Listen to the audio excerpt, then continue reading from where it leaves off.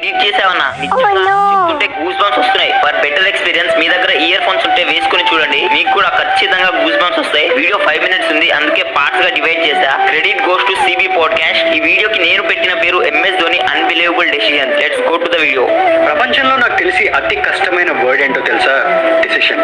ఒక్క డిసిషన్ వల్ల దేశాలే కూలిపోతాయి, జీవితాలే మారిపోతాయి. యాక్చువల్లీ ప్రాబ్లం ఆ డెసిషన్ తీసుకోవడంతో కాదు, ఆ చుట్టూ ఉండే ప్రెషర్ ని తట్టుకుంటూ ఆ డెసిషన్ తీసుకోవడంతో. మరి అలాంటి డెసిషన్స్ ఎన్నో తీసుకున్న వ్యక్తిని అలాంటి ఎన్నో రైట్ అండ్ ఇంపార్టెంట్ డెసిషన్స్ తీసుకున్న వ్యక్తిని ఏమంటారు?